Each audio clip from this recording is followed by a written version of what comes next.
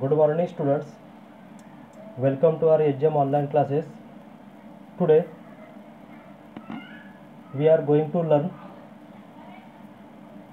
lesson number 3, topic subject verb agreement. I remember that we had learned this topic subject and verb agreement in 7th class.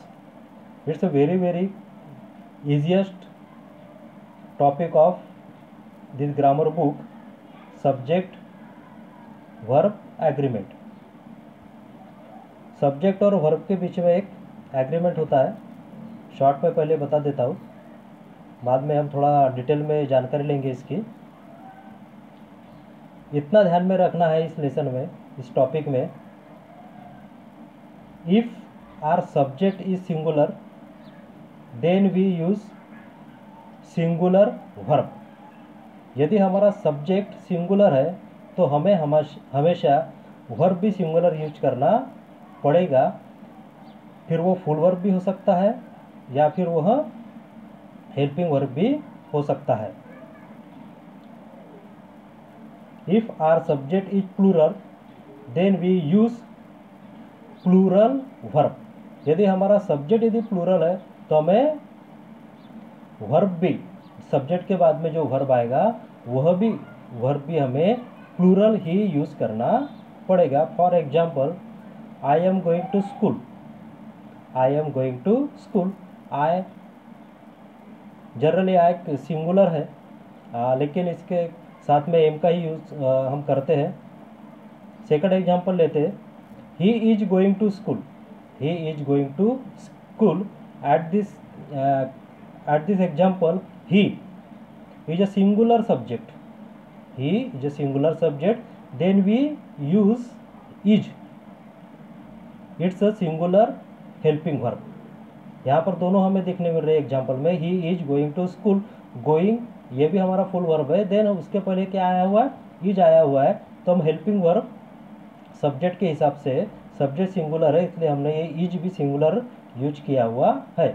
इसी example को हम plural में convert करते हैं. We are going to school.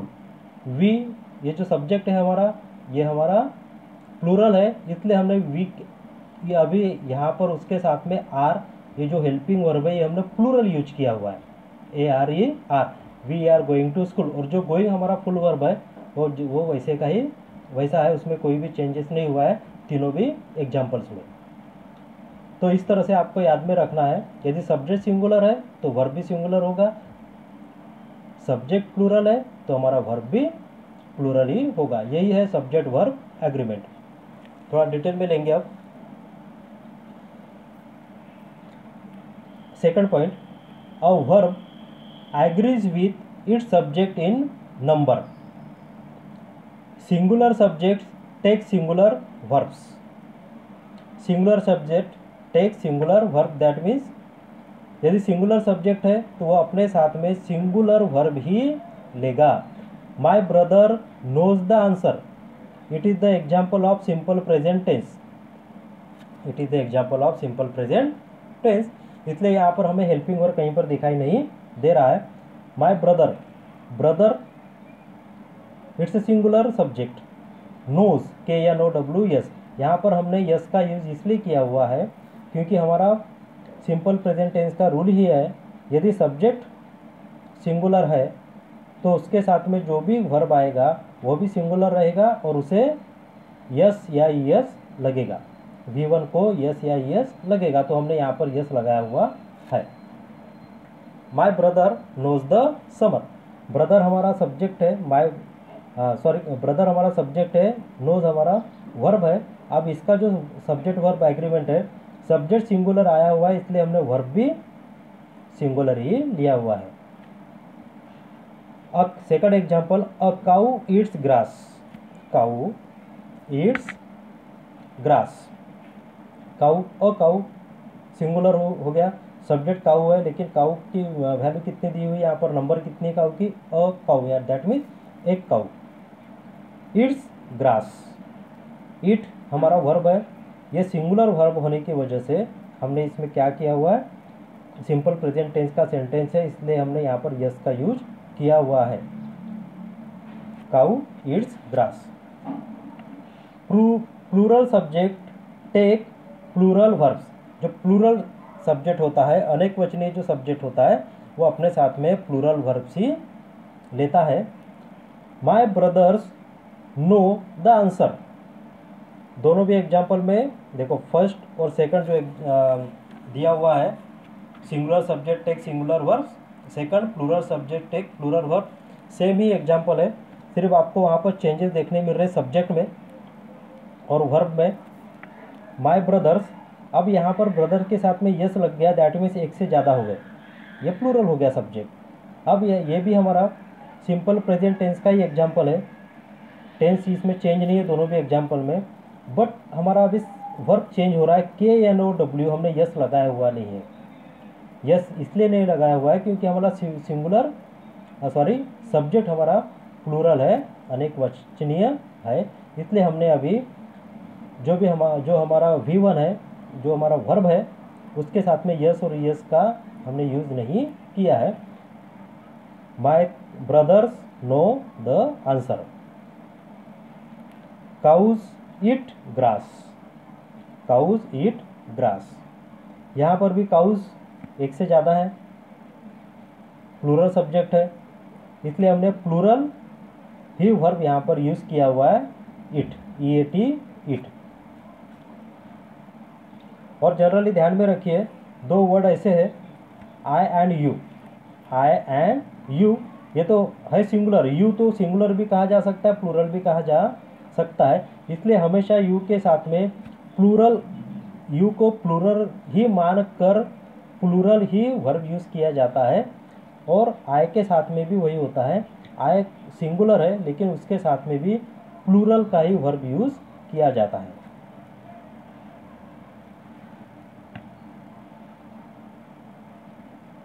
For example, एक new example लेते हैं, ध्यान से सुनिए, listen carefully. He eats a mango. He eats a mango, EATS, he eats. He हमारा सिंगुलर सब्जेक्ट है, EATS आया हुआ है, ये भी हमारा सिंगुलर वर्ब है, ही ईट्स अ मैंगो।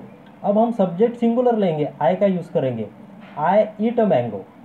आई हमारा सिंगुलर वर्ब है, सब्जेक्ट है, लेकिन फिर भी हमने उसके साथ में जो वर्ब आया हुआ है वो हमने प्लूरल का वर्ब यूज किया है, हमने यस नहीं लगाया या यस भी नहीं लगाया, वर्ब के साथ में डायरेक्ट उसका प्लूरल फॉर्म ही यूज कर दिया, आई ईट अ मैंगो। बस आई और यू के साथ में हमेशा प्लूरल वर्ब ही यूज किया जाता है, इतना ध्यान में आपको रखना है।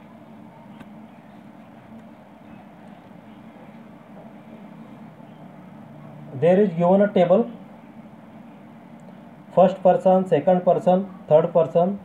There are two columns here, singular and plural. In first person, I work, we work. यहाँ पर हमें साफ साफ दिखाई दे रहा है, जो फर्स्ट पर्सन है आई एंड वी, ये फर्स्ट पर्सन ही होते हैं।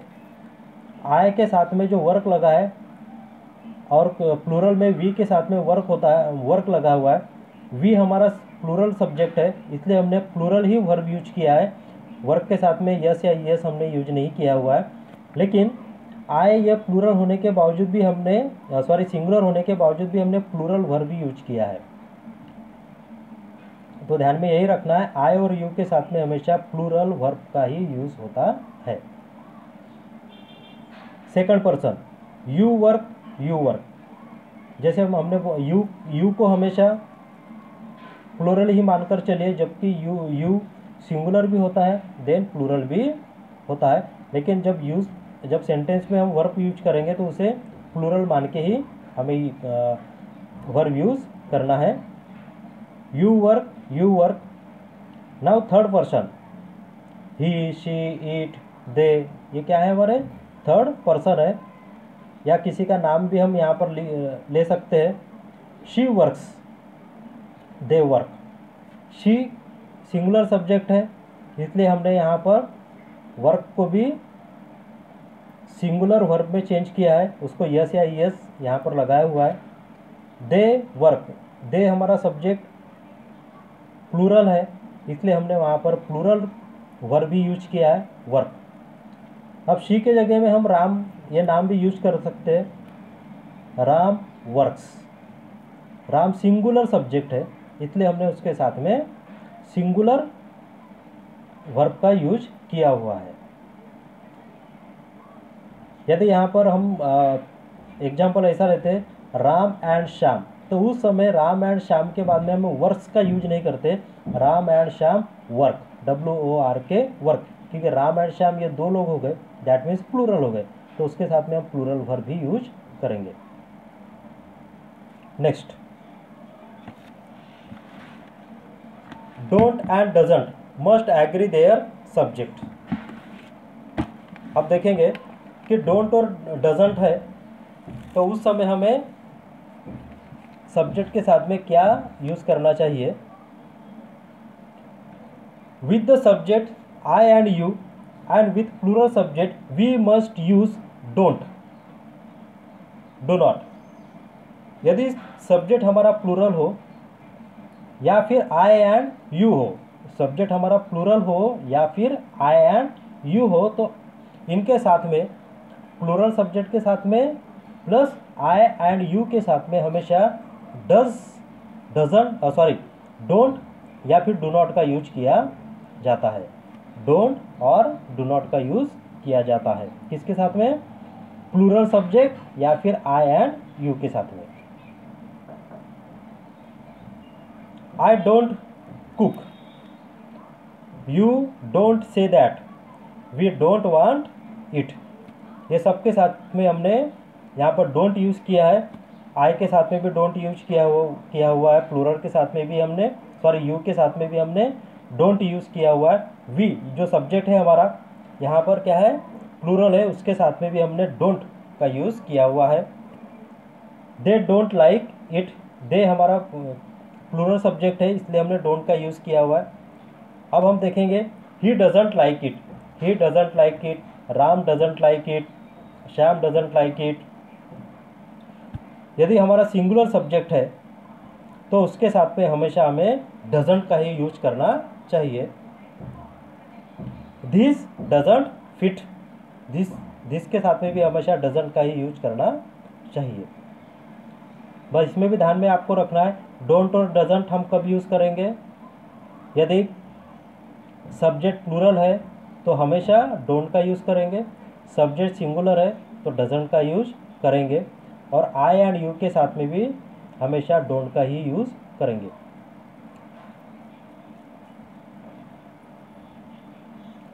Proper forms of the verb be with different pronounce,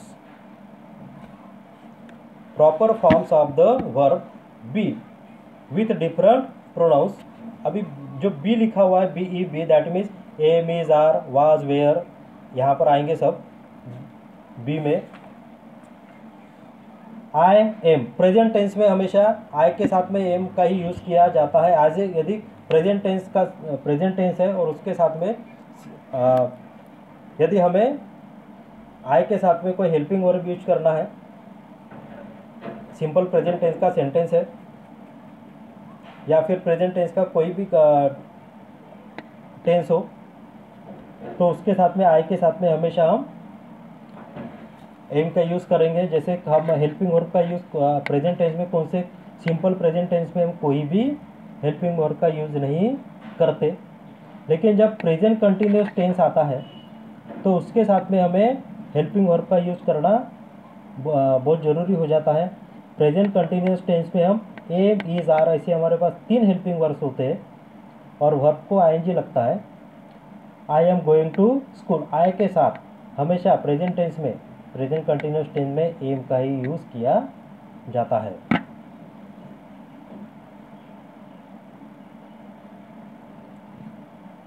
you are going to school, you के साथ में आर का यूज किया जाता है, क्योंकि यू तो वैसे भी सिंगुलर है, सिंगुलर भी होता है, प्लूरल भी होता है, लेकिन उसे प्लूरल मान के ही प्लूरल का हेल्पिंग वर्ब यूज़ किया जाता है। We are subject we always plural में है तो आर का ही यूज़ होगा प्रेजेंट कंटिन्यूस टेंस में। दे आर, दे जो है ये भी प्लूरल है, they are. He she it जो है वो सब्जेक्ट सिंगुलर है, ही भी सिंगुलर है, शी भी सिंगुलर है, या उसके जगह में आप किसी का नाम लगा लो, राम लगा लो, श्याम लगा लो। She is, Ram is, Sita is.